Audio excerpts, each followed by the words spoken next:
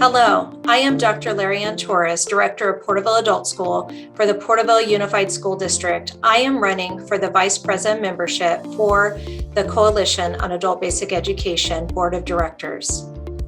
I was born and raised in California's Central Valley. I earned my Doctorate of Education in Educational Leadership from Brandman University in 2018. I completed my undergraduate and postgraduate degrees at Fresno Pacific University, including a Bachelor of Arts in Management and Organizational Leadership and a Master of Arts in Education and Administrative Services. I have 28 years of experience in adult education. Prior to my current position, I served as Director of Tulare Adult School from 2016 to 2021 and was Assistant Director from 2011 to 2016, as well as the Principal of Sierra Vista Charter High School. I also served as Program Manager for Produce Incorporated, a nonprofit community-based organization serving public, private, and low-income economic sectors in 4 of Produce's service delivery areas, Tulare, Kings, Kern, and Fresno counties. I began my career in adult education in 1994 at Porterville Adult School, where I taught evening GD and high school diploma classes. I also serve as the adult education representative for the Tulare County Hispanic Leadership Network, serve as the membership chair for the Association of California School Administrators, Region 11, Tulare Charter, and serve on the Tulare County Employment Connection Committee. I am running for office because I have a passion for adult education, and I believe in COABE's mission to inspire our educators, provide leadership, communication, professional development, and advocacy. I hope to bring my leadership skills to the COABE Executive Board and the field of adult education. I also know firsthand how important it is to be at the table when it comes to advocating for our adult education programs. I have had the opportunity to serve as member at large, president-elect, president, and past president at the state level, and would love to continue this at the national level. I have served as COABE's Region 6 representative, and this past year had the opportunity to serve in the position of Vice President membership, and will love the opportunity to continue to serve as COABE's Vice President membership. This would allow me the opportunity to continue the work that I started. I hope to bring my leadership and management skills to COABE and the field of adult education. I would love to be elected in this position so that I can continue the work that I started with COABE's regional representatives this year, and would love the opportunity to start the work of creating a new structure to support new state associations under the current COABE board structure. This would provide an opportunity for the states who currently do not have a state association to have one, as well as the support needed. I also want to have the opportunity to create new membership opportunities for the adult learners, teachers, leaders, and affiliates that we currently serve. If you vote for me, I promise to work hard for you and be at the table for the work that needs to be done so that COABE is not on the menu. Let's be at the table together. Thank you. Hello, my name is Shaketta Thomas, and I'm currently the Region 2 representative for COABE, and I serve on the board of my state association, Virginia Association for Adults and Continuing Education. I have worked in adult education, correctional education for 17 years now, and I'm seeking to advance to the Vice President of Membership for COABE. Now, to understand my passion for adult education, I wanted to take this opportunity to tell you a little bit about myself. My parents' families are from Reserve, Louisiana, a small town between Baton Rouge and New Orleans, Clay County, West Point, Mississippi, and Pritchett, Alabama. As a child, I was fortunate to know just about all of my great-grandparents and grandparents. They were wonderful people, but the one thing my great-grandparents had in common was forgetfulness. They were always misplacing their glasses and would therefore call upon me to read the newspaper or mail. I would sometimes point out that their glasses were right on top of their head, but they would tell me to keep reading because they loved the way I read. In fact, they always encouraged me to read and sing my praises because I would read so many books. What I didn't know then, and what later found out, is that my great-grandparents and some of my grandparents did not complete high school. Some never went further than elementary school. While they were wise, knowledgeable, and self-sufficient, they could not read. My parents were hardworking, but at times they too struggled to manage the household. My mother is an HSC graduate, and my father had completed high school.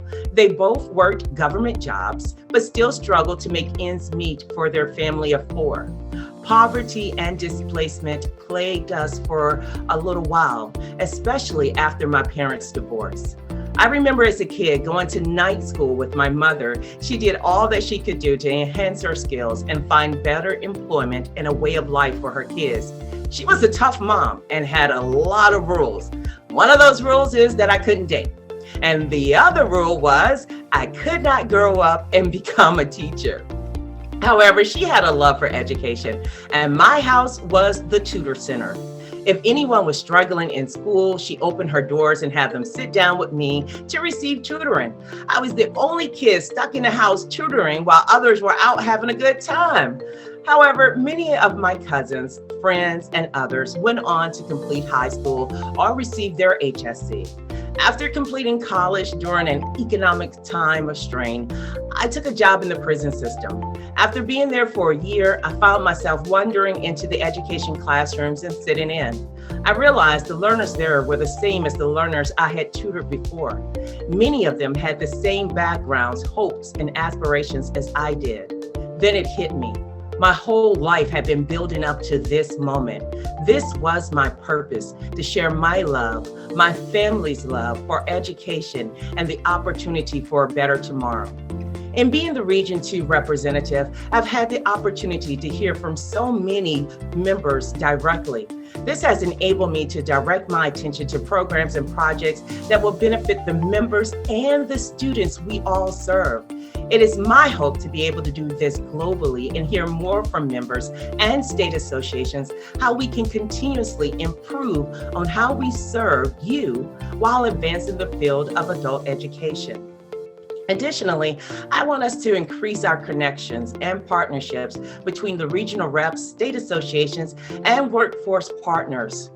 I hope in doing so to bring more opportunities for our educators in advancing adult education, also for our students, finding more workforce partners to plug them right into sustainable wages, jobs that can help them provide for their families, so they too can go beyond displacement, beyond poverty, and be able to realize the same dream and the same aspirations that we all share in common. I am passionate about listening to others' perspectives and ensuring that everyone has a voice. Thus, it is my goal as Vice President for Membership to increase our membership, increase our voices, increase our presence with state associations, students, and partners to guarantee that the interest of COABE is diverse and reflective of us all.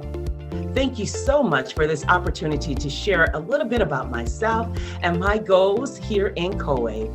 And I want you to take the opportunity to vote. Vote for the best candidate for Vice President for Membership, but also vote for your region representatives as well. Thank you. Have a great day. Greetings. I'm Mary Gaston, and I am running for Region 2 representative. Here's a little bit about me. I have over 28 years experience in the field of adult ed and family literacy. I worked hard during that time, at first for my program, then for my region, and eventually for the state. What was I doing when I was working so hard? Finding resources. We never have enough. Raising awareness. You know how we sometimes get tired of adult ed being the best kept secret. Building partnerships that would benefit our learners and our programs and our communities. Developing and providing professional development, and serving in leadership for our statewide organization. In 2017, I retired. I retired as a regional and local program director, but I continued to work part-time in the field. I worked for South Carolina Adult Ed, as a training and technical assistance specialist. I provide technical assistance to new or struggling programs. I develop and deliver training, and I maintain a digital instructional resource library for adult educators in our state. I occasionally work as a Links National Trainer, and I have the great fortune to be working on the DRAW project, which is the Digital Resilience in the American Workforce. In this role, I'm helping facilitate makerspaces where adult educators from across the country come together to collect and curate digital resources that are going into a library that will benefit all of us.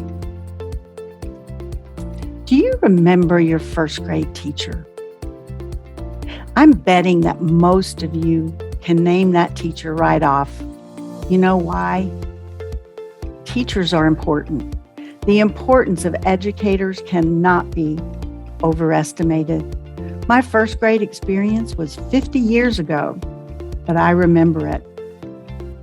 Miss Martin was my first grade teacher, and I remember to this day how she looked. Educators have opportunities to make differences every day, and you do. But educators need support and inspiration, and that's where COABE comes in. Their mission is to inspire educators so adult learners succeed and communities get stronger. I'm grateful to have been a member of COABE for 20 years. They have never failed to inspire me in all that time, and I know without a doubt that I'm a better educator today because of COABE. I've made wonderful connections through COABE. I've received great professional development, and our learners and our programs have benefited from the advocacy for the field. COABE has come a long way from the organization I joined in 2002. It's been exciting to see them grow, not just in numbers, but in strength. And I look forward to seeing it continue to evolve and thrive, whether I'm a representative or not. But if I'm elected, I promise to listen closely, serve as a liaison, represent you at the national level, making sure your ideas and opinions are heard and can help influence the direction of COABE and adult ed. I promise to keep you informed about what's happening in COABE regionally and nationally. And I want to use my experience and skills whenever, wherever, and however needed to support the great work and growth of this organization. There's work to be done, and I want to help. If you elect me, I will work hard for you, just like I have for South Carolina. I hope that you'll give me the chance to give back to COABE and the field by choosing me as your Region 2 representative. My name is Kelly Province. I work with Literacy Action in Atlanta, Georgia, and I am running for the Region 2 representative for the COABE Board of Directors. COABE, as you know, is a large national advocacy organization, and its mission is to inspire teachers and communities so that adults will have better lives. And what I wanted to do is share a little bit about my background with you so that you will understand more of why I think I could be a good representative for you. So I've worked in adult literacy for over 30 years, and I was director of LVA in Newton County, and I grew their programs from ABE to include ESL, family literacy, early learning, both with child care providers and with parents. We did programming in the school to teach elementary school children who hadn't learned to read how to read. And we also did a Reading Buddies program in the school, which I thought was extra fabulous, because what we did is we taught 3rd, 4th, and 5th graders to be reading buddies to the K, 1st, and 2nd graders. And they met every morning for 15 minutes. They read leveled books. And I thought it was a terrific way to prevent having a future problem with literacy. So after LVA, I did a short stint as a principal of a small private elementary school. Then I became the academic director of the Global Village Project in its early years, which was an amazing thing. It was a project to help teenage refugee girls find a way to integrate into the American school system. So I taught the reading in the morning, the reading and speaking of language, and I was basically the principal and administered the rest of the school in the afternoons. And what we were able to do is set up a special purpose school that was accredited by the Georgia Accredited Association. It was a middle school. And during that 3-year period, we were able to successfully have these girls learn to read, write, speak English, and do math well enough to function when they got to high school. After that, I went to Literacy Action, which is an adult-only program. The goal is to help people get a GED. So I continued with family literacy, helping parents help their children. But I also, most of my work was teaching the reading for the GED. And during the last 3 years, I've been the lead teacher for math. And as we all know, during the last 2 years, that has been a digital adventure. So I have been teaching people how to access and learn online. So with that as a background, I think it gives you an idea of the scope of the work I've done. As your representative, my role I see is in communication and in connecting you with the resources that are available through COABE. So I believe I can hear you and understand what you are asking for. And then my role will be to look at all the resources that COABE has available, as well as partner organizations that may be doing similar work to the work you're doing, and help connect you with those specific resources or partners who will help you fulfill your role as well as possible. For those of you who are teachers, you know nobody knows us but our students, and that's not a bad thing. But in this role, we have to get our presence out a little bit more, so I'm grateful that they're doing this video. If you have other colleagues or associates in the region too, please feel free to forward this introduction to me. And also, I wish you the best of luck in all of your endeavors, and I'm sure whoever you choose as your representative will do a really great job, but you should have a choice, so I hope everyone will vote. Thank you for your time and attention.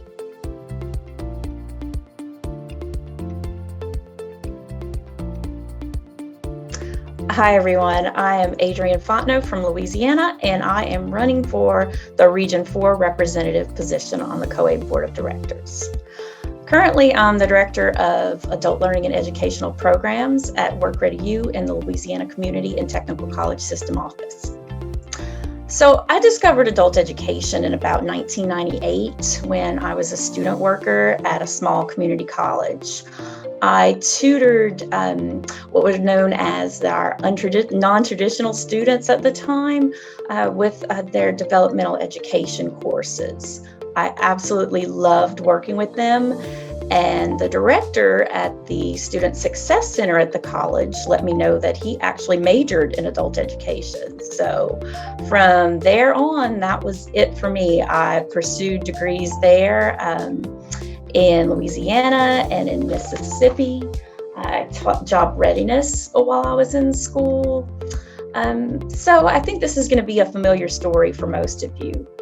Sometimes we were placed in these really nice buildings on campus with all the supplies you needed, and other times our classes were held in these rundown buildings where we had to clean them ourselves and buy supplies for our students. You know, we're a scrappy bunch in adult ed, and we don't mind, getting our hands dirty, but should we really have to all the time? That just didn't deter me from pursuing my passion. In fact, it really just lit a fire under me to be an advocate for our field, that our teachers and students deserve more. So later on, I was a volunteer ESL instructor for a very small nonprofit organization in Georgia. And we held classes in an apartment complex's bus stop. And it was actually pretty nice because I had my own supply closet. Isn't it funny just to think how we, learn, adapt, and make do with what we have?